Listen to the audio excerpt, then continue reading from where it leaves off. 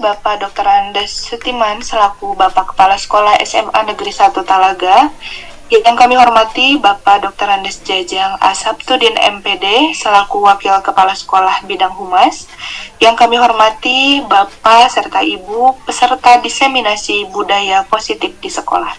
Assalamualaikum warahmatullahi wabarakatuh.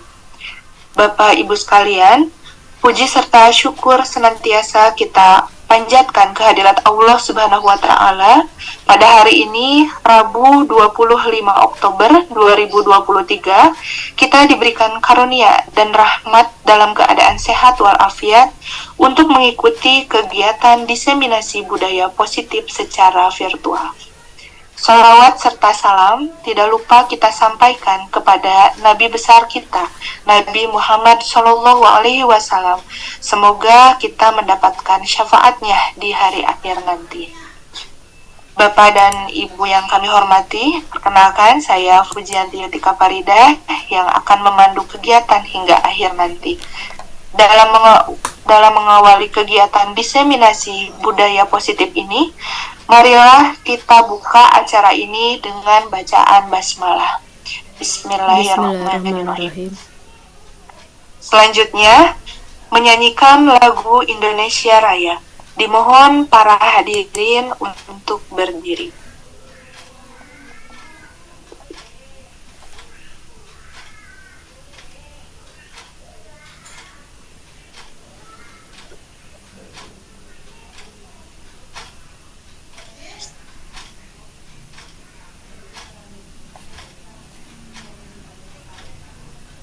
Suaranya Neng Fuj belum kedengeran ya suaranya ya.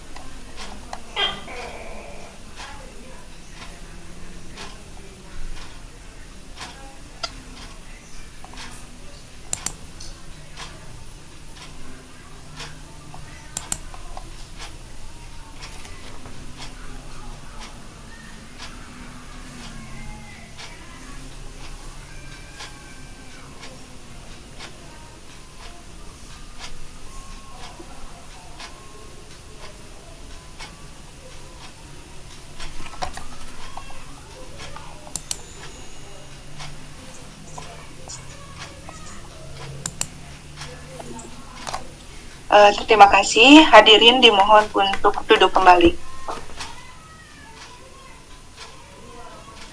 Bapak dan Ibu, marilah kita dengarkan sambutan dari Kepala Sekolah SMA Negeri 1 Talaga yang dalam hal ini akan diwakili oleh Wakil Kepala Sekolah Bidang Humas.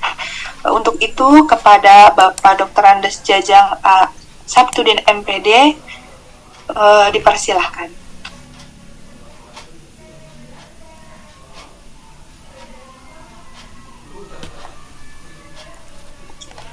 Suaranya di mute, Pak.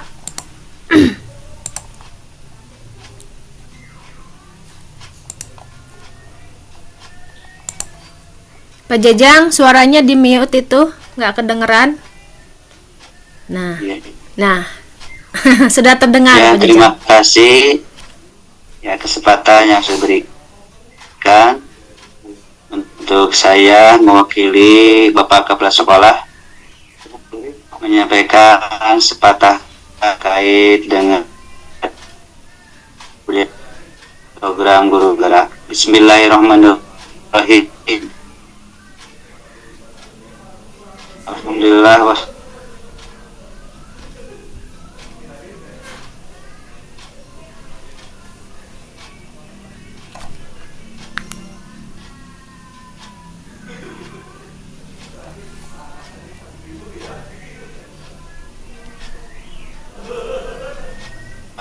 Bertatap muka secara virtual dalam rangka kegiatan diseminasi budaya positif di sekolah. Mudah-mudahan dapat memberikan manfaat kepada kita semuanya. Salawat dan salam semoga terlimpah ruahkan kepada baginda Sallallahu Alaihi Wasallam, dan keluarganya, para sahabatnya, dan tentunya harapan kita mendapat rahmat dari Allah Subhanahu wa taala dan mendapat syafaat dari Kanjeng Rasulullah Muhammad sallallahu alaihi wasallam. Amin.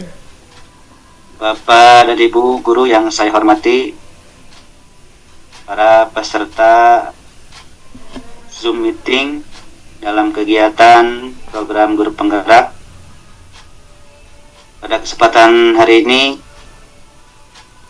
saya mewakili Bapak Kepala Sekolah SMA Negeri 1 Talaga.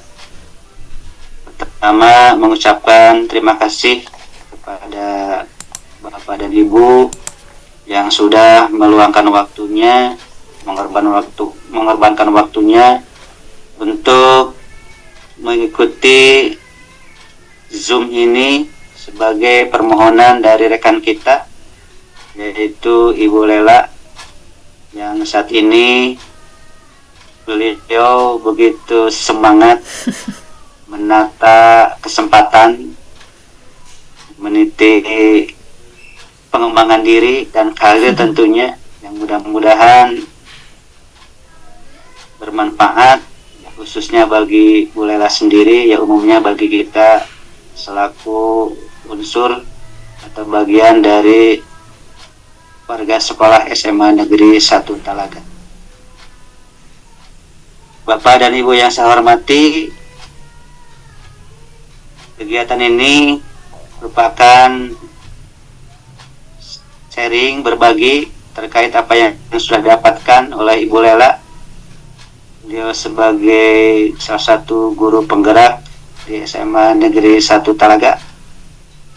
Tentunya ini berhubungan dengan program pendidikan secara umum yang digulirkan oleh Menteri Pendidikan, juga program kita selaku sekolah SMA Negeri 1 Talaga dalam rangka meningkatkan mutu pendidikan khususnya di SMA Negeri 1 Talaga. Juga berkaitan dengan kurikulum Merdeka, Kurmer. Ini sudah terjadi perubahan yang signifikan terkait proses, terkait pelaksanaan, khususnya di bidang kurikulum, umumnya di bidang pengelolaan sekolah, termasuk sekolah SMA Negeri 1 Talaga yang kita cintai. Maju bersama, hebat semua. Nah, saya selaku wakil dari kepala sekolah berharap bahwa kegiatan yang sedang dan akan dilaksanakan ini terkait dengan bagaimana penerapan budaya positif, pembiasaan yang harus kita lakukan di sekolah, baik berhubungan dengan kokurikuler, intrakurikuler, juga manajemen sekolah pada umumnya, sehingga memberi sumbangsih yang positif, nilai plus kepada sekolah khususnya, ya, juga kepada kita selaku Bapak dan Ibu guru, tenaga pendidik dan tenaga kependidikan. Saya yakin bahwa apa yang akan disampaikan, apa yang akan disemanasikan oleh Ibu Lela, ya, tentunya ini di samping berkaitan dengan program beliau sendiri, tentunya adalah bermanfaat bagi kita semua yang merangka mengembangkan, meningkatkan mutu pendidikan secara umum, baik secara khususnya di sekolah kita. Selamat kepada Ibu Lela yang sudah berjuang dengan sekuat tenaga, dengan sepenuh hati, tentunya disupport oleh orang-orang sekeliling yang memang memberikan semangat yang luar biasa kepada Ibu Lela. Mudah-mudahan Ibu Lela mampu melaksanakan kegiatan ini sehingga dapat mencapai tujuan yang diharapkan terkait dengan pengembangan diri Ibu Lela sendiri, terkait dengan bagaimana kerjasama dengan pihak-pihak yang lain yang tentunya membutuhkan ilmu, ya, wawasan dari guru penggerak sesuai dengan programnya, yaitu untuk meningkatkan pendidikan di Indonesia, khususnya di sekolah SMA Negeri 1 Talaga. Barangkali itu saja yang dapat saya sampaikan sebagai paparan terkait dengan kegiatan Zoom meeting ini. Lagi terima kasih kepada Bu Lela, terima kasih kepada Bapak dan Ibu guru yang sudah bergabung untuk mengikuti kegiatan ini. Sukses semuanya. Sukses untuk Ibu Lela, sukses untuk kita semua. Terima kasih atas perhatian Bapak dan Ibu. Mohon maaf atas kekurangan dalam menyampaikan pengantar atau pengarahan dalam kegiatan ini sebagai Wakil Kepala SMA Negeri 1 Talaga. Demikianlah, terima kasih. Wassalamualaikum warahmatullahi wabarakatuh. Waalaikumsalam warahmatullahi wabarakatuh. Waalaikumsalam warahmatullahi wabarakatuh. Terima kasih kepada Bapak Dr. Andes Jajang Asaptudin MPD yang telah menyampaikan sambutannya. Acara berikutnya, marilah kita bersama-sama mendengarkan diseminasi budaya positif di sekolah oleh Ibu Lela Awaliyah SPD sebagai calon guru penggerak angkatan 9 dari SMA Negeri 1 Talaga. Kepada Ibu Lela Awaliyah SPD, kami persilakan. Ya. Terima kasih atas kesempatannya dan saya ucapkan terima kasih. Apakah suara saya terdengar jelas? Siap, terdengar jelas. Ya, terima kasih. Iya. Pertama-tama marilah kita panjatkan puji dan syukur kehadirat Allah Subhanahu wa Ta'ala bahwasanya hari ini kita dapat berkumpul dalam rangka diseminasi dari guru penggerak dan dalam acara aksi nyata modul 1.4 mengenai budaya positif di sekolah oleh saya sebagai calon guru penggerak Lela Awaliyah SPD, calon guru penggerak angkatan 9 di SMA Negeri 1 Talaga, Kabupaten Majalengka, Provinsi Jawa Barat. Nah, saya akan mendeseminasikan materi tentang bagaimana membangun budaya positif di sekolah.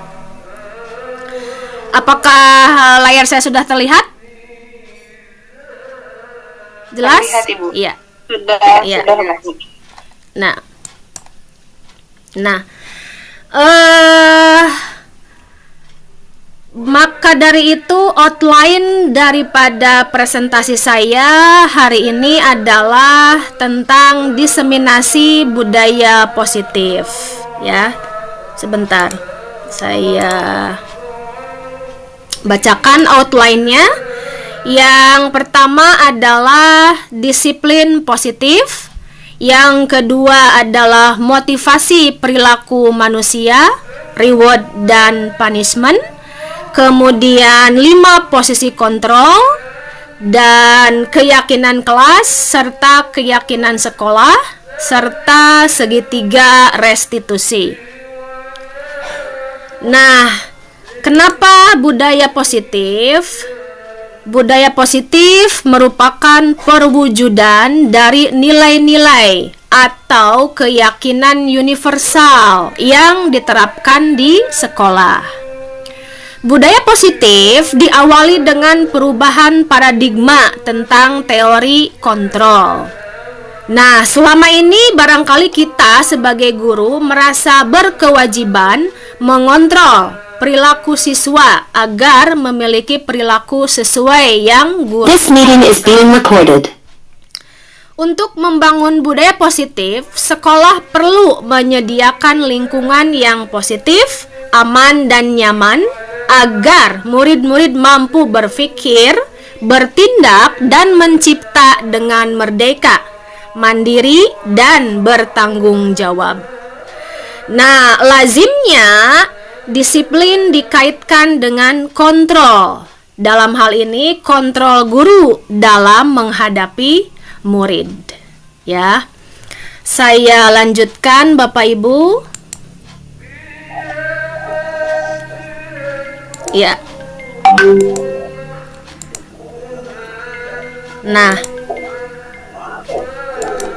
Maaf, ini ada skipnya ya. Nah, ini.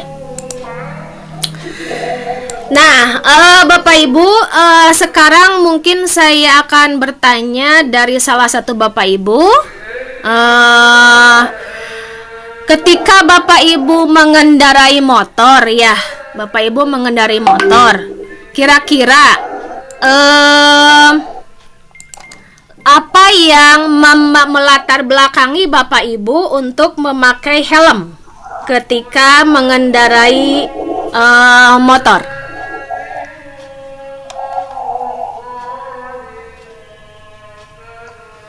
Ada yang, ya, Pak Andre. Kira-kira Pak Andre memakai helm, motivasinya apa, latar belakang yang membuat Pak Andre itu memakai helm ketika mengendarai motor? Ya, mungkin latar belakang saya untuk memakai helm ketika berkendaraan yaitu agar ketika kecelakaan atau jadi sesuatu yang tidak diinginkan bisa bisa safety gitu Bu. Ya. Bisa kayak gitu, intinya keselamatan dulu, menjaga keselamatan.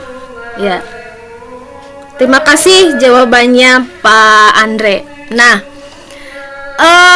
ketika Pak Andre memakai helm tentu saja didasari dengan motif, tentu saja ya, motif. Nah, motifnya adalah keselamatan, begitu ya. Nah, jadi ketika motif keselamatan itu sudah tertanam di Pak Andre, maka tanpa disuruh pun Pak Andre akan memakai helm, begitu ya? Nah, ada beberapa orang yang memakai helm itu karena tidak ingin ditilang oleh polisi, betul? Iya. Kenapa Pak saya pakai helm? Ya supaya tidak ditilang oleh polisi. Kalau saya tidak pakai helm pasti saya ditilang. Jadi motivasinya adalah supaya tidak ditilang. Begitu. Yang kedua, ada motivasi yang tadi, motivasinya internal. Artinya, ditilang ataupun tidak, saya akan tetap memakai helm. Karena ketika saya memakai helm, maka saya menjaga keselamatan diri saya. Seperti itu. Nah, begitupun ketika kita ingin mendisiplinkan murid, maka kita tidak menyuruh kamu harus ini, kamu harus itu. Tetapi yang kita bangun adalah bagaimana siswa sadar bahwa dengan disiplin itu siswa akan menjadi murid yang baik. Oh iya, dengan disiplin saya akan menjadi murid yang baik. Bukan karena disiplin itu takut dihukum oleh Pak Denny misalkan ketika pagi-pagi kesiangan seperti itu. Nah, motivasi ini akan saya bahas di slide saya selanjutnya ya. Ya. Nah, maka ini ya. Yang slide yang ini. Nah, yang ini dilewat dulu saja. Nah, ini. Menurut Ki Hajar Dewantara bahwa tujuan pendidikan yaitu menuntun segala kodrat yang ada pada anak-anak agar mereka dapat mencapai keselamatan dan kebahagiaan yang setinggi-tingginya baik sebagai manusia maupun sebagai anggota masyarakat. Oleh sebab itu, pendidik itu hanya dapat menuntun tumbuh atau hidupnya kekuatan kodrat yang ada pada anak-anak agar dapat memperbaiki lakunya, bukan dasarnya hidup dan tumbuhnya kekuatan kodrat anak. Nah, ini adalah tujuan pendidikan yang dikemukakan oleh Ki Hajar Dewantara, Bapak Pendidikan Nasional Indonesia. Nah, beliau menekankan kepada peran kita sebagai guru adalah sebagai penuntun ya segala kodrat. Nah, tujuannya apa? Mencapai keselamatan dan kebahagiaan yang setinggi-tingginya sebagai manusia maupun sebagai anggota masyarakat. Jadi kita ingin anak kita selamat dan bahagia yang setinggi-tingginya. Nah, selanjutnya, nah ini. Jadi yang memegang kontrol terhadap murid itu adalah sebetulnya murid itu sendiri. Kita sendiri yang memegang kontrol ya. Misalkan tadi kegiatan kepalan tangan kita. Jadi mau kita membuka atau menutup kepalan tangan kita itu tergantung pada diri masing-masing sesuai dengan kebutuhan dasar kita pada saat itu. Nah, jadi pada dasarnya siswa itu tidak bisa kita kendalikan karena dia memiliki kendali terhadap dirinya sendiri. Ya. Jadi kita hanya bisa memegang kontrol murid begitu ya. Nah, ini antara peran guru dan peran murid. Bahwasanya teori ilusi kontrol, bahwasanya ilusi guru mengontrol murid, ya, bahwa hanya ilusi bahwa kritik akan membuat orang merasa bersalah, dapat menguatkan karakter. Jadi ketika murid disalahkan, kamu ya terlambat terus. Nah, jadi ketika siswa dibuat merasa bersalah, itu ada ilusi bahwa ketika kita membuat siswa bersalah dapat menguatkan karakter murid. Ya, bahwa itu adalah sebuah teori ilusi. Yang selanjutnya adalah ilusi bahwa penguatan positif itu efektif dan bermanfaat. Ya, yang tadi itu. Jadi ketika kita memberikan semangat yang positif dan semangat yang efektif, itu akan membuat siswa kita lebih positif dan lebih menjadi disiplin begitu ya. Hari ini nggak terlambat ya, hebat. Sekarang bisa disiplin gitu kan. Itu penguatan positif ya. Tidak melulu disalahkan kamu kesiangan terus gitu kan ya. Nah, bisa tidak hari ini dan besok kamu coba bangun lebih pagi. Nah, daripada kita mengatakan kamu terlambat terus, kita memberikan penguatan positif kepada siswa. Nah, yang selanjutnya adalah ilusi bahwa orang dewasa memiliki hak untuk memaksa. Apakah kita sebagai guru berhak memaksa murid kita? Nah, itu berarti hanya sebuah ilusi. Karena pada dasarnya siswalah yang menentukan kontrol terhadap dirinya sendiri. Seperti itu. Selanjutnya, nah ini ya. Lalu siapa sesungguhnya yang memiliki kontrol? Nah, kita berpindah paradigmanya ya. Jadi dari stimulus respon ke teori kontrol, begitu ya. Nah, dari stimulus respon ini kita berubah paradigmanya ya. Contohnya, perilaku buruk dilihat sebagai sebuah kesalahan. Jadi kita sering melihat siswa itu ketika berbuat salah, ya kita salahkan. Nah, kamu terlambat terus, kamu nggak mengerjakan PR begitu, ya. Jadi kita memperlakukan murid itu dengan menyalahkan seperti itu, ya. Nah, kita berpindah paradigmanya. Walaupun siswa berbuat salah, semua perilaku memiliki tujuan.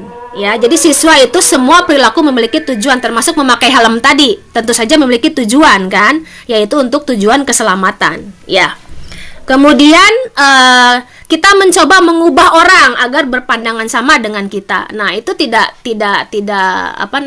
berlaku pandangan seperti itu. Kita berubah ke teori yang ini. Kita berusaha memahami pandangan orang lain terhadap dunia. Ya, jadi kita jangan memaksakan pandangan kita, tetapi kita harus berusaha memahami pandangan orang lain terhadap dunia. Kemudian paradigmanya adalah orang lain bisa mengontrol saya. Nah, kita berubah paradigmanya. Hanya kita yang bisa mengontrol diri kita sendiri. Hanya kita yang bisa memakai helm. Orang lain tidak bisa memaksa kita memakai helm, termasuk polisi pun begitu, ya. Nah, saya bisa mengontrol orang lain. Sebaliknya, kita berpindah ke teori kontrol. Kita tidak bisa mengontrol orang lain, termasuk murid kita sendiri, begitu ya. Karena murid punya kontrol terhadap dirinya sendiri. Nah, pemaksaan ada pada saat bujukan gagal. Jadi ketika siswa itu melakukan kesalahan, begitu ya. Nah, kita berarti memaksakan kehendak aturan. Kamu harus patuh terhadap aturan sekolah, begitu ya. Nah, jadi seharusnya kita berpindah ke teori yang ini, teori kontrol, bahwa kolaborasi dan konsensus menciptakan pilihan-pilihan baru. Jadi nak, kalau kamu nanti tidak mengerjakan tugas, maka konsekuensinya adalah nanti anakku itu nilainya akan kosong. Nah, seperti itu ya, perubahan paradigma begitu ya. Kemudian model berpikir dari menang kalah ke model berpikir menang-menang. Artinya tidak ada yang dirugikan, baik dari segi siswa maupun guru gitu ya. Jadi kita berusaha untuk tidak menyalahkan siapa-siapa seperti itu ya, ketika murid melakukan kesalahan atau melanggar aturan seperti itu. Nah, jadi ketika berbicara tentang budaya positif atau disiplin, nah kita berarti mendefinisikan apa itu disiplin. Ya, definisinya adalah, nah ini berasal dari bahasa Latin disciplina yang artinya belajar. Kemudian makna asal dari kata ini berkonotasi dengan disiplin dan disiplin diri dari murid-murid Socrates dan Plato. Berarti ini adalah akar katanya ya. Oke. Nah, disiplin diri membuat orang menggali potensinya menuju sebuah tujuan, apa yang ingin dia hargai. Ketika tadi memakai helm, bahwa itu adalah sebuah motivasi dari dalam, maka disiplin itu bukan karena diperintah oleh polisi, tetapi kita menyadari bahwa berdisiplin dengan memakai helm itu adalah sebuah mengandung nilai-nilai positif, nilai-nilai kebajikan begitu ya. Namun dalam budaya kita, makna kata disiplin telah berubah menjadi sesuatu yang dilakukan seseorang pada orang lain untuk mendapatkan kepatuhan. Seperti kita memaksakan kamu harus patuh terhadap aturan sekolah gitu ya. Jadi disiplin itu telah berubah menjadi sesuatu yang harus dilakukan untuk mendapatkan kepatuhan ya. Kecenderungan umum adalah menghubungkan kata disiplin dengan ketidaknyamanan, bukan dengan apa yang kita hargai atau pencapaian suatu tujuan mulia. Nah, yang tadi itu, ketika kita berbuat disiplin, rasanya kok tidak nyaman ya kalau pakai helm. Ya, apakah ada yang tidak nyaman dengan memakai helm di sini? Ya. Jadi ketika kita memakai helm, maka yang kita hargai adalah nilai-nilai keselamatan. Oh iya, dengan memakai helm berarti saya menghargai diri saya sendiri untuk mencapai keselamatan saya sendiri. Tujuannya kan mulia, mencapai keselamatan begitu. Ya.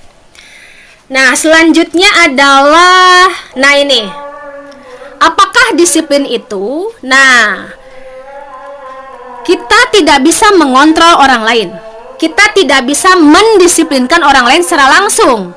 Hanya kita yang bisa mengontrol diri kita sendiri. Jadi yang kita bisa lakukan adalah mengontrol diri kita sendiri untuk, nah ini, kemampuan memerintah diri sendiri dalam mengontrol dan menguasai diri untuk memilih tindakan yang mengacu pada nilai-nilai yang kita hargai dengan penuh tanggung jawab tanpa terperintah orang lain. Nah itu tadi, apakah kita memakai helm itu terperintah oleh polisi? Ya, tadi siapa, Pak Andre ya? Oke, Pak Andre, apakah memakai helm itu diperintahkan oleh polisi? Kalau saya pribadi mah enggak, Bu. Enggak. Karena ya kayak gitu motivasinya buat keselamatan, Bu. Ya, nah itu adalah disiplin namanya, gitu ya. Jadi memaknai kata disiplin itu tidak diperintah oleh orang lain, melainkan memaknai ada nilai-nilai kebaikan di situ, nilai-nilai keselamatan di situ. Ya, nah seperti itu. Jadi, nah, saya lanjutkan. Ya, nah, yang tadi memerintah diri sendiri, begitu ya, atas kesadaran diri sendiri, mengontrol dan menguasai diri untuk memakai helm, begitu ya. Karena apa? Mengacu pada nilai-nilai yang kita hargai. Oh iya, dengan memakai helm saya akan selamat. Saya akan menghargai diri saya sendiri, seperti itu ya. Ada nilai-nilai keselamatan di situ, ya. Nah, kemudian, nah ini, apa nilai-nilai yang kita hargai, gitu ya. Nah, maksud dari nilai-nilai yang kita hargai adalah nilai-nilai kebaikan. Ya, kenapa positif? Karena nilai-nilai kebaikan itu, nilai-nilai positif itu, gitu. Jadi kenapa budaya positif? Karena ada nilai-nilai positif di situ. Apa saja nilai-nilai positif itu?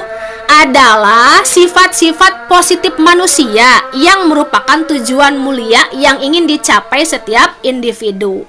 Nah, mungkin Bapak Ibu guru tahu di sini kan tentang profil pelajar Pancasila.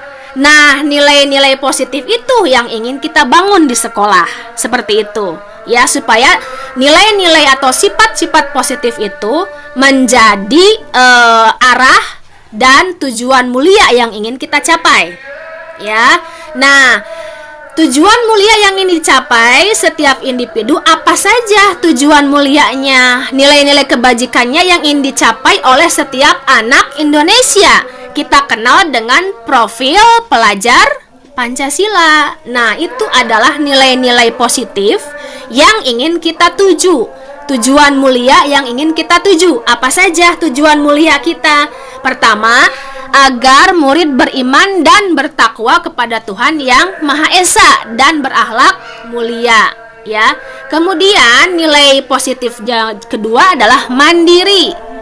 Kemudian yang ketiga bernalar kritis, keempat berkebinekaan global, yang kelima bergotong royong, dan yang terakhir adalah kreatif. Nah, nilai-nilai positif ini yang ingin kita kembangkan untuk menjadi sebuah budaya yang positif di sekolah, ya. Makanya di situ ada kata positif, karena apa? Sadar akan nilai-nilai kebaikan yang ia tuju. Mana nilai kebaikannya? Ini beriman, mandiri, bernalar kritis, berkebinekaan global, bergotong royong, dan kreatif. Inilah nilai-nilai yang akan kita tuju, ya, dalam membangun budaya positif di sekolah, ya. Nah, kemudian yang selanjutnya adalah, nah ini tadi, yang teori motivasi perilaku manusia yang memakai helm tadi. Ya, yang pertama, jadi teori ini mengatakan bahwa semua perilaku memiliki tujuan, termasuk tadi memakai helm. Tujuannya apa? Satu, ada orang yang memakai helm itu untuk menghindari ketidaknyamanan atau hukuman. Ya, apa yang akan terjadi pada saya ketika saya tidak melakukannya, gitu ya. Jadi ini untuk menghindari ditilang polisi. untuk menghindari ditilang polisi, maka motivasinya adalah eksternal. Ada orang lain di sana yang mempengaruhi. Ya supaya nggak ditilang saya mah gitu, nggak ditilang polisi, seperti itu. Ya, gitu ya. Siapa tadi? Pak Andre ya? Apakah supaya tidak ditilang polisi? Kan itu berarti motivasinya eksternal. Jadi kalau tidak ada polisi tidak akan memakai helm, begitu ya Pak Andre? Iya, Bu. Kalau nggak ada polisi pasti nggak pakai helm, betul nggak? Kalau nggak ada polisi pasti nggak pakai helm. Kenapa? Karena motivasinya eksternal, dari luar, dari polisi gitu, bukan dari dalam diri sendiri, bukan dari hasil kesadaran diri sendiri, menghargai diri sendiri, begitu ya. Nah itu. Kemudian yang kedua adalah motivasinya untuk mendapatkan imbalan dari orang lain atau institusi. Nah ini juga sama, motivasinya eksternal. Misalnya, kenapa siswa misalnya rajin sholat ke masjid? Ya saya mah pengen dapat nilai A Pak di pelajaran agama misalkan. Nah itu adalah motivasinya eksternal. Ketika dia melakukan sholat itu karena ada imbalan, ya, motivasinya supaya dapat nilai A gitu, bukan sebagai sebagai manusia saya bisa beribadah gitu, bukan motivasinya untuk nilai, seperti itu ya. Nah dari yang ketiga ini untuk menghargai diri sendiri. Nah ini teori motivasi yang paling baik ya, untuk menghargai diri sendiri. Itu tadi yang memakai helm, saya akan menjadi orang yang seperti apa bila saya melakukannya. Ini adalah motivasi internal, tujuan disiplin positif. Jadi apa tujuan disiplin positif? Positif karena ke arah sadar dengan nilai-nilai kebaikan itu. Nilai apa? Nilai keselamatan ketika memakai helm, seperti itu ya. Maka dari tiga motivasi ini adalah yang paling baik adalah motivasi berasal dari diri sendiri, bukan dari motivasi berasal dari luar, seperti itu ya. Kalau misalkan motivasinya saya mah sholat berjamaah itu supaya dapat nilai A dari guru misalnya. Nah ketika gurunya misalnya tidak ngasih nilai A, maka ngasih nilai B, ya maka siswa itu tidak akan rajin sholat lagi, seperti itu ya. Jadi itu motivasi eksternal ya. Yang bagus adalah motivasi internal untuk menghargai diri sendiri, seperti itu ya. Oke. Nah, kemudian ketika kita misalnya melakukan sesuatu, itu kita berdasarkan kebutuhan dasar. Ya, ini. Kita berusaha memahami pandangan orang lain tentang dunia. Setiap orang memiliki gambaran yang berbeda. Nah, di sini adalah kebutuhan dasar manusia. Termasuk ketika siswa melakukan kesalahan, itu dia berarti memiliki tujuan. Misalnya, kalau misalkan ada anak misalnya ya, yang tidak tidak masuk sekolah, itu kan bukan berarti kita menyalahkan, tapi lihat apakah si siswa itu ada kebutuhan dasar yang belum dia penuhi, atau dari bolos tersebut ada kebutuhan dasar yang tidak terpenuhi. Misalnya dia bolos tidak ke sekolah karena apa? Tidak dikasih jajan sama orang tuanya. Berarti ada kebutuhan dasar yang siswa itu tidak terpenuhi, yaitu apa? Misalnya cinta kasih. Dia tidak diberi kasih sayang yang layak oleh orang tuanya, berupa apa? Bekal gitu. Nah, dari sini kita belajar bahwa ketika kita memahami siswa kita itu dari mengapa, begitu ya. Kamu tidak sekolah, nanti kalau kamu tidak sekolah begini. Jadi kita sebaiknya lihat, mungkin ada kebutuhan dasar si murid tersebut yang tidak terpenuhi ketika dia melakukan sesuatu yang salah, seperti itu ya. Nah, itu kebutuhan dasar manusia. Ada cinta kasih, ada penguasaan, ada survival. Nah, ini kebutuhan dasar. Jadi kebutuhan makan minum yang ini survival, ini cinta kasih sayang ya. Kemudian ada penguasaan, kemudian kita butuh juga kebebasan, dan kita butuh juga kesenangan, seperti itu ya. Kadang ada siswa yang memang dia selalu mengganggu temennya gitu ya. iseng terhadap temennya. Mungkin ya itu tadi, di rumahnya kebutuhan kasih sayang dari orang tuanya mungkin kurang seperti itu. Jadi pelampiasannya yaitu usil seperti itu ya, pengen diperhatikan seperti itu ya. Ini dalam rangka kita memaknai karakter murid ya, tingkah laku murid ya. Selanjutnya selanjutnya maaf ini ada iklan. Nah, ini kasus yang tadi ya, gitu ya. Ada salah satu murid yang suka usil ya, karena meminta bekal makan siang mereka dengan paksa. Nah, itu tadi berarti dia ada kebutuhan dasar yang tidak terpenuhi ya. Jadi ada anak yang usil gitu ya di kelas karena dia kebutuhan dasar tidak dikasih bekal sama orang tuanya, sehingga dia meminta bekal makan siang kepada temannya dengan paksa begitu ya. Nah, sebagai guru ketika menghadapi situasi seperti itu, maka adalah kita harus melihat kebutuhan dasar apa yang murid itu tidak terpenuhi, seperti itu ya. Selanjutnya, nah ini tadi Tea ya. Nah, itu dalam konteks penerapan disiplin positif, Ibu Ani sebaiknya mencari tahu alasan Agus melakukan tindakan tersebut agar mengetahui kebutuhan mana yang sedang berusaha dipenuhi oleh Agus.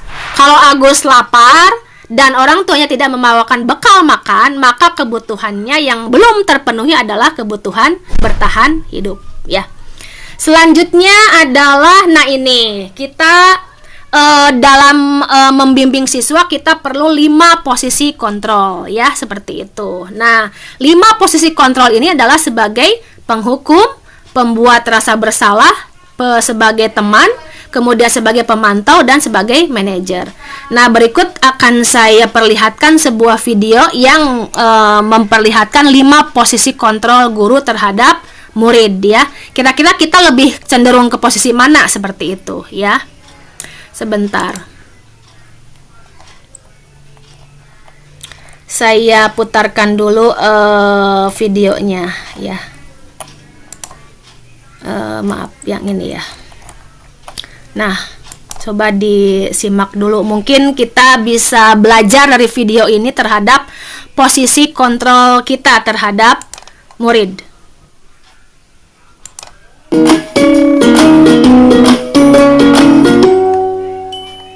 Salam bahagia Ibu dan Bapak guru hebat.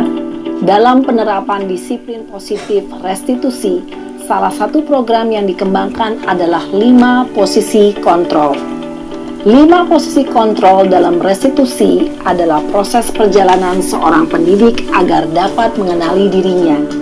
Pada video kali ini, kita akan membahas tentang 5 posisi kontrol yang dikembangkan oleh Diane Gossen dan contoh penerapannya.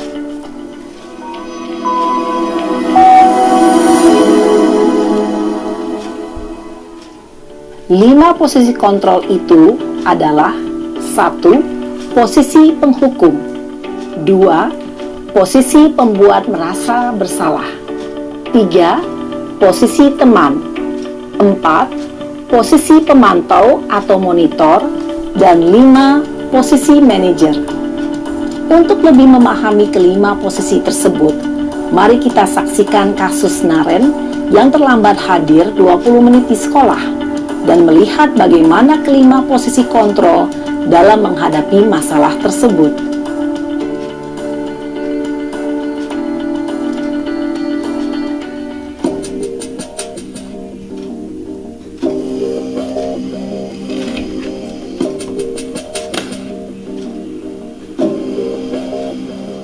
Naren! Sini kamu! Selamat pagi, Bu. Selalu terlambat. Kamu deh, pasti terlambat. Maaf, Bu. Saya... Apa? Apa coba? Alasan kamu apa lagi? Kapan sih kamu tidak terlambat? Malas sekali ya kamu jadi anak. Saya... Dasar pemalas. Gak kapok-kapok sih kamu. Sudah berapa kali terlambat? Sana, kamu keliling lapangan basket 2 kali. Kenapa saya harus keliling lapangan basket, Bu? Kenapa? Kamu mau lawan ibu? Berani-beraninya jawab Sudah terlambat, masih berani jawab pula. Sekarang, keliling lapangan basket 5 kali sekalian, biar kapok. Cepat, pergi sana ke lapangan basket. Posisi penghukum biasanya berbicara dengan nada tinggi, menghardik, menunjuk-nunjuk, menyakiti, dan menyindir. Hukuman bisa berupa fisik maupun psikis. Ibu dan bapak guru hebat. Dampak yang terjadi pada murid ketika guru berada pada posisi penghukum adalah murid cenderung akan memberontak, bahkan menyimpan dendam.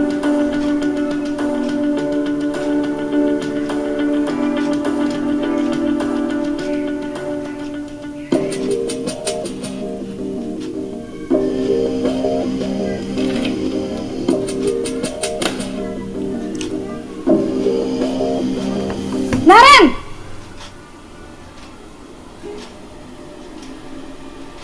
Selamat pagi, Bu. Naren. Kamu kenapa terlambat lagi, nak?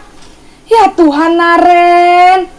Kamu senang ya bikin ibu susah ya? Kalau kamu terlambat lagi, nanti ibu yang ditegur bapak kepala sekolah, nak. Disangka ibu tidak bisa membina kamu.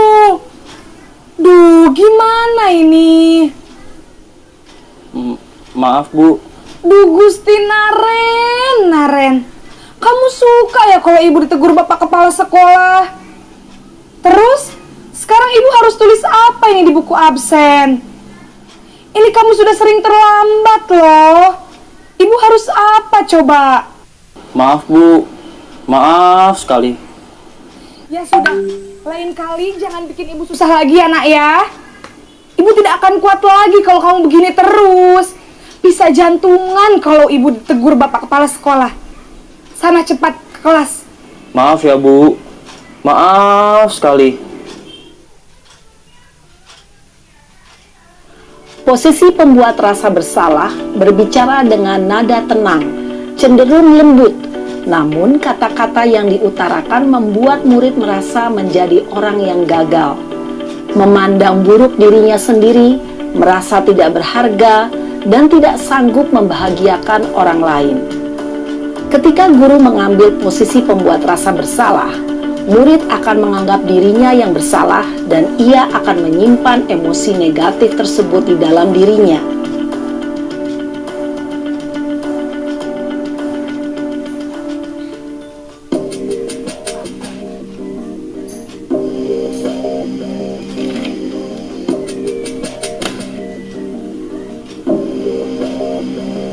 Naren!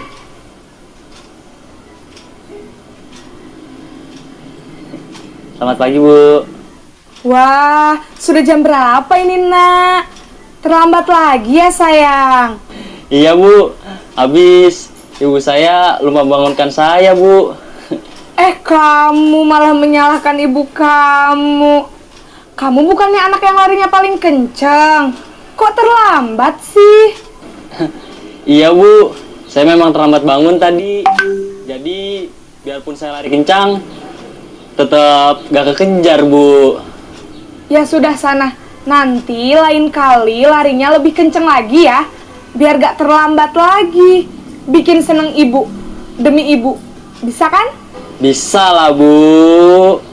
Ya sudah sana masuk kelas. Ibu beresin urusan absen kamu. Kamu ini ada-ada saja.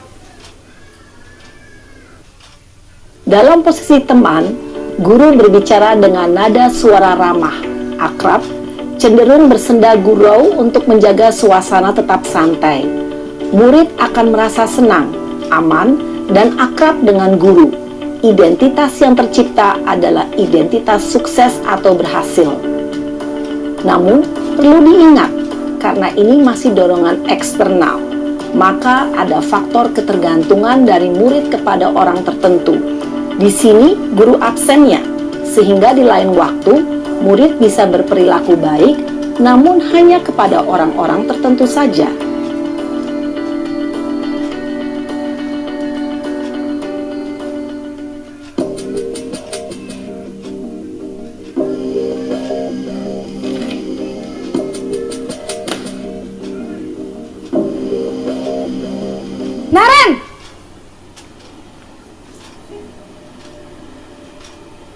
Selamat pagi, Bu.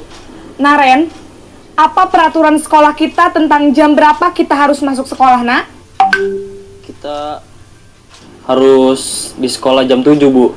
Iya, betul. Sekarang sudah jam 7.20. Naren sudah tahu konsekuensinya jika terlambat hadir. Paham, Bu. Saya harus tinggal kelas pas jam istirahat selama 20 menit. Iya, benar. Konsekuensinya demikian. Jadi nanti jam 9.30, pas istirahat, kamu harus tinggal di kelas, kerjakan tugas tambahan untuk ketertinggalan kamu, ya? Baik, Bu. Posisi pemantau mengandalkan penghitungan atau data untuk mengontrol murid. Guru mengarahkan murid berdasarkan peraturan dan konsekuensi. Seorang pemantau menunjukkan bahasa tubuh dan ekspresi wajah yang datar dan cenderung formal.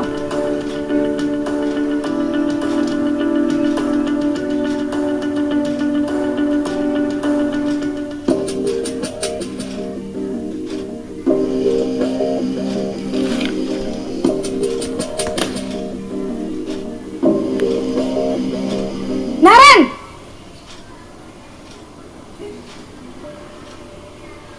Selamat pagi, Bu. Selamat pagi, Naren. Maaf, Bu. Saya terlambat. Iya, sekolah masuknya jam 7, sekarang sudah jam 7.20. Jadi sekarang bagaimana ini, Naren? Maaf, Bu. Saya lupa setel alarm saya semalam. Baiklah, menurut kamu, keyakinan sekolah yang mana yang perlu kamu tingkatkan?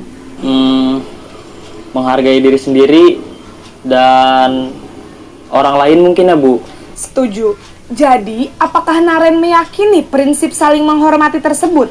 Iya, Bu. Saya meyakininya. Apakah Naren bersedia memperbaiki masalah keterlambatan ini? Bersedia, Bu. Bagaimana kamu akan perbaiki masalah keterlambatan ini? Saya akan coba untuk tidak lupa menyetel alarm saya, Bu.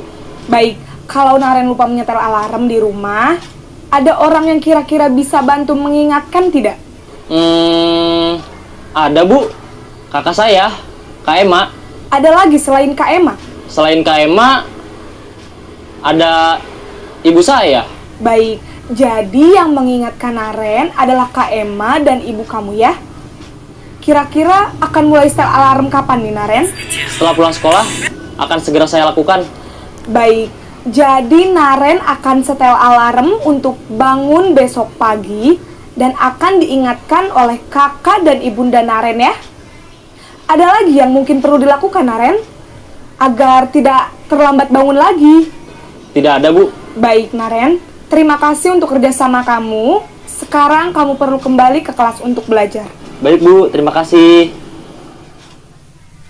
Posisi manajer adalah posisi kontrol yang disarankan untuk membimbing murid memiliki sikap disiplin yang positif, yaitu murid yang mandiri, bertanggung jawab, dan dapat memecahkan masalah.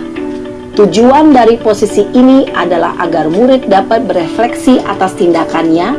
Guru akan dengan tulus memberikan pertanyaan-pertanyaan bermakna, sehingga membuat murid dapat belajar dari kesalahannya dan mencari sebuah solusi untuk menyelesaikannya. Ibu dan bapak guru hebat, setelah mengamati adegan kelima posisi kontrol tadi, kira-kira posisi mana yang paling ideal? Posisi mana yang dapat menunjang motivasi intrinsik murid? Ya, tentu posisi manajer. Posisi ini memang posisi ideal yang ingin dituju setiap pendidik. Pada posisi inilah, guru dapat menerapkan disiplin positif yang berpihak pada murid, yang memerdekakan murid. Perjalanan seorang pendidik tentunya tidak mudah untuk sampai pada posisi seorang manajer. Namun, tujuan kita pasti, yaitu menciptakan murid-murid yang mandiri, merdeka, dan bertanggung jawab. Semoga penggambaran 5 posisi kontrol yang telah diperlihatkan ini dapat menjadi ajang refleksi bagi kita semua, agar dapat terus mengasah dan menerapkan disiplin positif yang memerdekakan murid. Mari terus berlatih dan bersemangat. Selamat menerapkan. Salam dan bahagia, Ibu dan Bapak Guru hebat.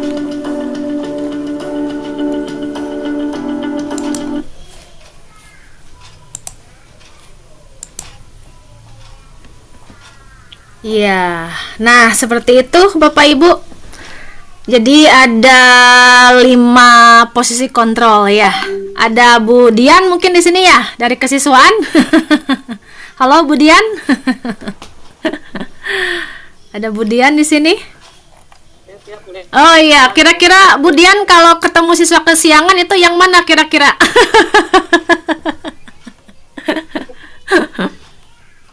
Kalau posisi saya sih karena saya memang merasa bukan bapak atau ibu yang galak, saya seperti menggunakan pendekatan sebagai teman kadang, jadi artinya karena saya tahu kalau anak SMA itu bukan anak kecil yang posisinya harus dijadikan tawanan atau dijadikan betul. jadi secara psikologi saya tahu kalau anak SMA itu harus dijadikan kawan gitu, supaya lebih masuk dan lebih dekat aja gitu. Iya. Ya, terima kasih.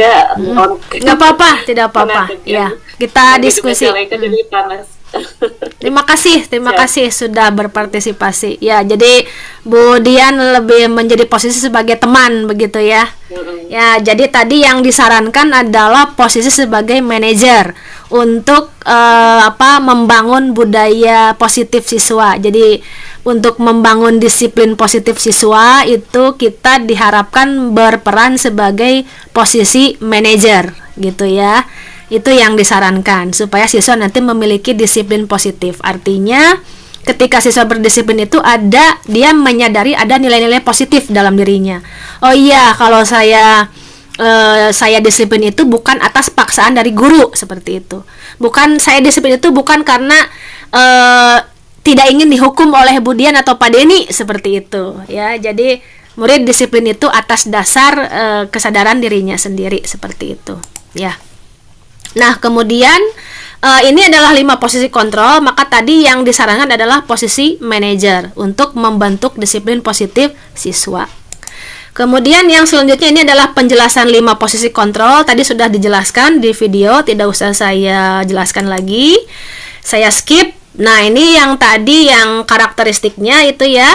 Kalau kita memperlakukan siswa sebagai pembuat orang merasa bersalah, maka pernyataannya adalah saya kecewa sekali dengan kamu gitu ya. Kita ngomong ke siswa tuh saya kecewa sekali dengan kamu. Jadi siswa di sini akan merasa bersalah begitu.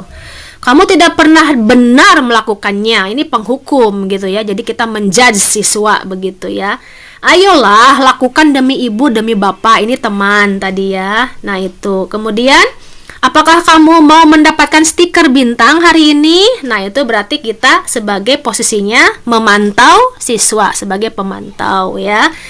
Nah, kemudian bagaimana kamu bisa menyelesaikan masalah ini? Nah, itu lebih bijaksana kita ya. Maka ini adalah posisi manajer kita ya. Kamu bisa tidak bangun lebih pagi? Bagaimana cara kamu agar supaya tidak kesiangan lagi misalnya ya. Dan ini penghukum, ini ngomongnya seperti ini. Kamu selalu paling terakhir. Nah, itu seperti posisi penghukum ya.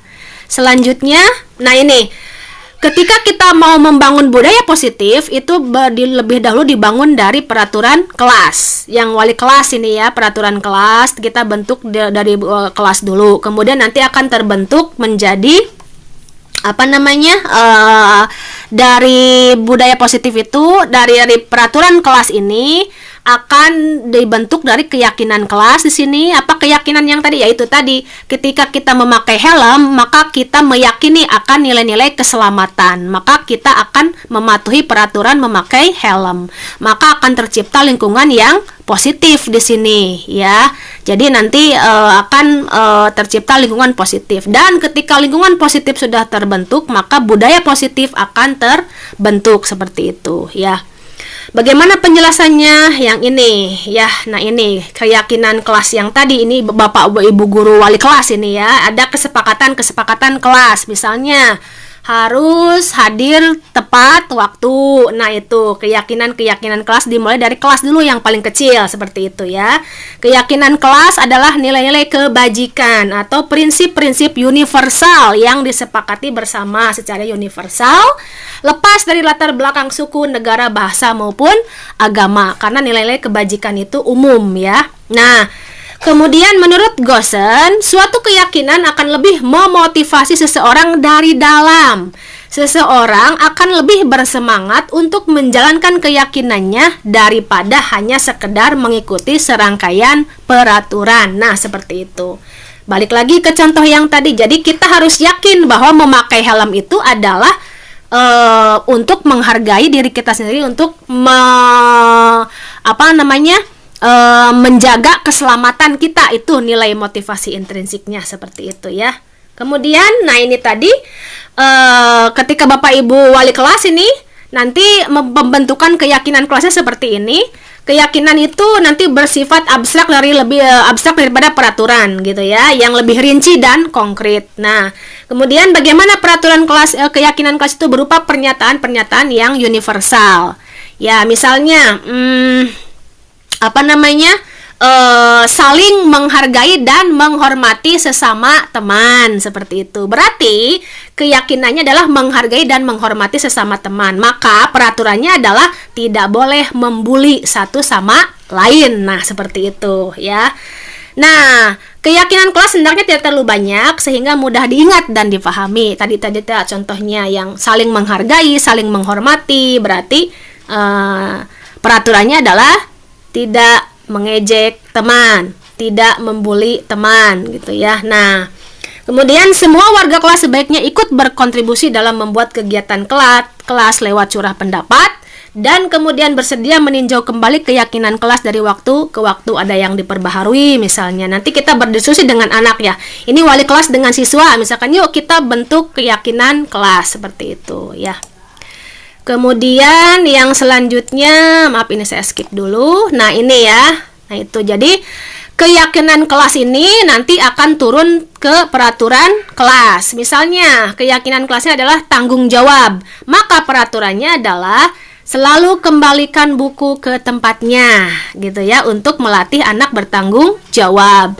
Yang kedua, menghormati orang lain dan diri sendiri. Ini keyakinan kelasnya. Maka peraturannya adalah dilarang mengganggu orang lain, gitu ya. Kemudian nilai kebaikannya adalah menghormati orang lain. Nah, maka peraturannya adalah hadir di sekolah 15 menit sebelum pembelajaran dimulai. Nah, ini adalah keyakinannya.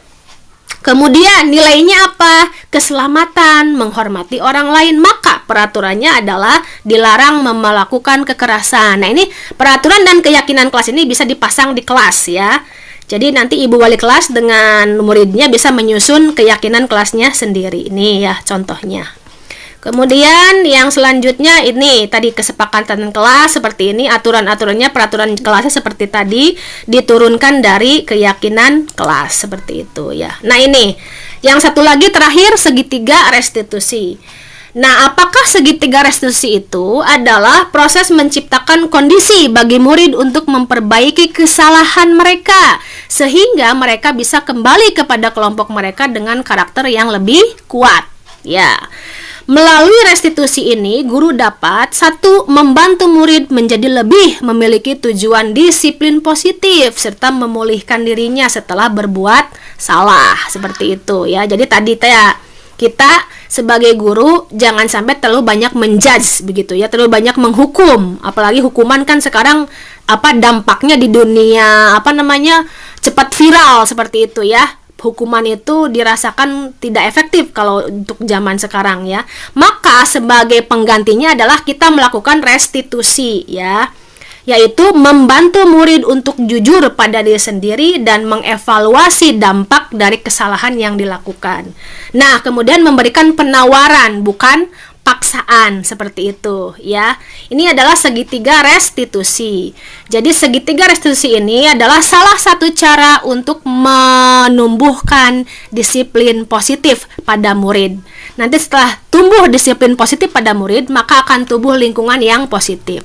Setelah lingkungan positif terbentuk, maka akan terbentuk budaya positif di sekolah, seperti itu ya. Nah, ini tadi segitiga restitusi itu. Nanti Bapak dan Ibu sebagai wali kelas nanti akan seperti ini segitiga restitusi ini ya. Jadi kita menstabilkan identitas dulu ya. Contohnya begini, kalau siswa berbuat salah, kita jangan menyalahkan anak. Setiap orang pasti pernah melakukan kesalahan. Nah, kita ngomong seperti itu ke anak. Kamu bukan satu-satunya yang pernah melakukan hal ini. Jadi kita stabilkan dulu identitas anak ketika anak berbuat salah atau melanggar aturan seperti itu. Kemudian ketika anak melanggar peraturan, kita validasi tindakan yang salah. Artinya kita bukan membenarkan tindakan anak, bukan. Tetapi kita bisa berbicara seperti ini. Kamu tentu punya alasan mengapa melakukan itu. Ya, jadi ketika siswa itu melanggar peraturan, kira-kira kamu alasannya kenapa melakukan itu, Nak? Gitu ya. Jadi ketika siswa melakukan kesalahan, dia pasti punya alasan. Dan kita melakukan validasi tindakan di sini. Kemudian, adakah cara yang lebih efektif untuk mendapatkan apa yang kamu butuhkan, gitu ya. Jadi jangan sampai anak itu melampiaskan ke dalam ketidakbenaran seperti itu ya. Jadi kita gali dulu alasan anak apa gitu ya, seperti itu. Nah, yang terakhir nanti adalah langkah kita menanyakan keyakinan seperti yang tadi. Nilai-nilai apa yang telah kita sepakati? Kamu ingin menjadi orang yang seperti apa? Seperti itu. Kalau kamu misalkan nanti melanggar disiplin, maka keyakinan mana yang sudah kamu langgar? Oh iya, keyakinan kelasnya adalah ketidakdisiplinan gitu ya. Nilai-nilai apa tadi? Nilai-nilai peraturan kedisiplinan seperti itu. Jadi ketika siswanya sudah menyadari bahwa dia itu melakukan kesalahan, kita tanyakan, apa keyakinan kamu tentang hal ini? Oh iya, saya harus disiplin, Bu. Oh iya, kalau begitu kamu siap tidak untuk disiplin? Bagaimana cara kamu untuk disiplin? Seperti itu. Ya, nah ini tadi sudah saya jelaskan tahapan segitiga restitusi ketika anak melakukan kesalahan seperti itu ya. Jadi bukan hukuman seperti itu ya. Jadi kita melakukan restitusi ketika anak melakukan kesalahan, bukan sebaliknya kita menghukum anak seperti itu. Apalagi tadi disuruh keliling lapangan basket 5 kali seperti itu. Rasanya kurang tepat begitu. Kecuali mungkin Pak Ade ya, ada Pak Derian di sini ya, guru olahraga. Kalau Pak Ade mungkin cocok ya Pak Ade ya. Kalau misalkan ada anak yang tidak ikut mata pelajaran olahraga, kamu silakan keliling lapangan basket 5 kali, mungkin cocok mungkin gitu ya. Tapi kalau guru bahasa Inggris, apa hubungannya gitu ya dengan mengelilingi lapangan basket dengan dia tidak bisa vocabulary bahasa Inggris misalnya gitu ya. Nah, seperti itu contohnya ya. Kemudian sedikit lagi ya, ini tadi tahapannya. Validasi tindakan yang salah sudah saya jelaskan seperti yang tadi. Kemudian yang terakhir menanyakan keyakinan. Nah, ini ya, mungkin ya itu saja yang bisa saya sharekan hari ini. Kemudian terima kasih Bapak Ibu saya hari ini, dan saya kembalikan kepada moderator untuk menutup acara diseminasi pada hari ini.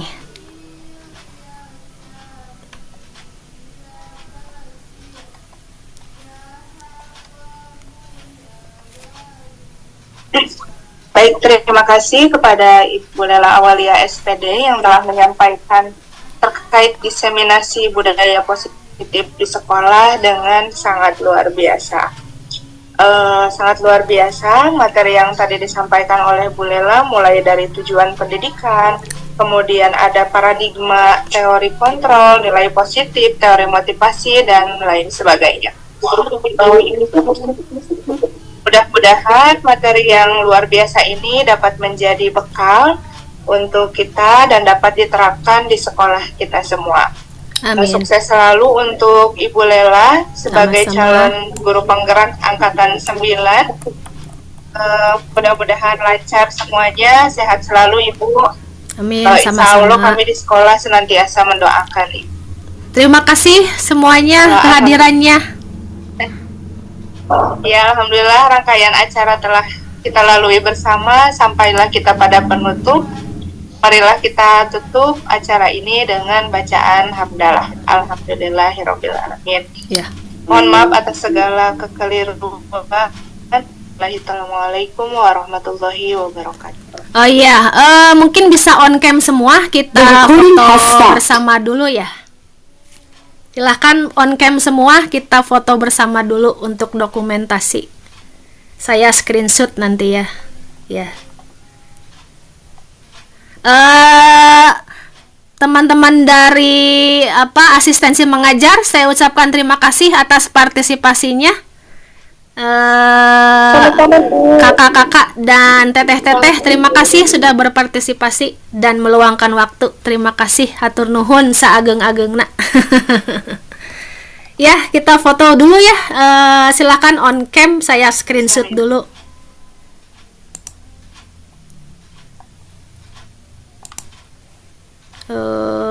Ini bentar.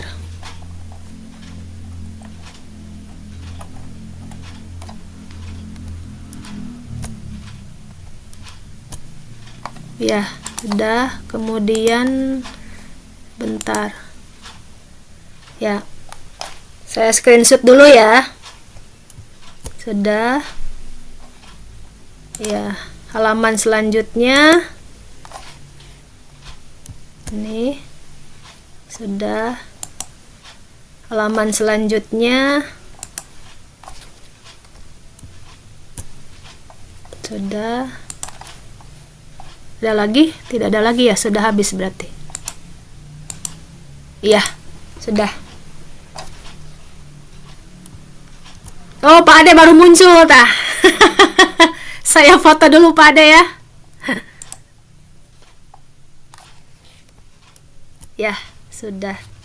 Sudah saya screenshot semuanya. Bu Cynthia ya, tadi baru muncul. Oke, saya screenshot lagi. Dah. Ya. Bu Dinar sudah, ya. Sudah semua.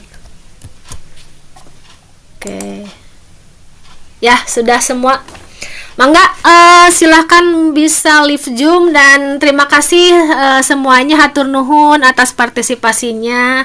Semoga sehat-sehat semuanya dan diberi balasan yang lebih baik oleh Allah Subhanahu wa taala sudah membantu saya untuk melaksanakan tugas.